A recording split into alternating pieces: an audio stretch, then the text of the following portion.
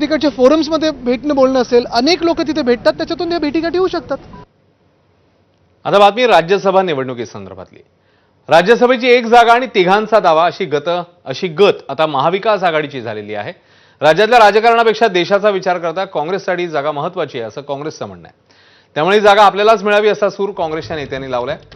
तर मुंबईमध्ये आज काँग्रेस आणि राष्ट्रवादी शरद पवार पक्षाची बैठक पार पडली. तर शरद पवारांचीही राज्यसभा लढण्याची इच्छा आहे असं राष्ट्रवादीचं म्हणणं आहे. त्याचवेळी ठाकरेंसोबत चर्चा झाल्यावर निर्णय घेऊ अशी राष्ट्रवादीची भूमिका आहे. तर ठाकरेंची शिवसेना देखील या जागेकरता अडून बसली आहे.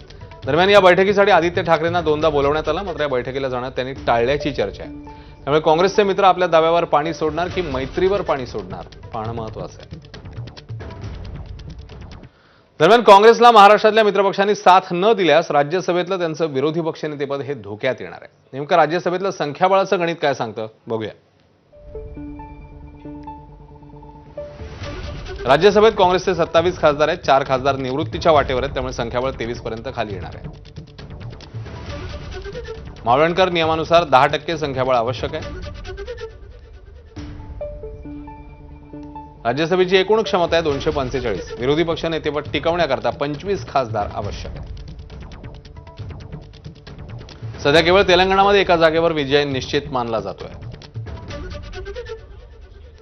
आणखी एक खासदार निवडून आणण्याचं आता आव्हान विरोधी पक्ष नेत्यांसमोर आहे, विरोधी पक्षांसमोर आहे किंबहुना. त्याचमुळे आता येणाऱ्या काळात नेमका काय निर्णय होतो पाहणं महत्त्वाचं आहे.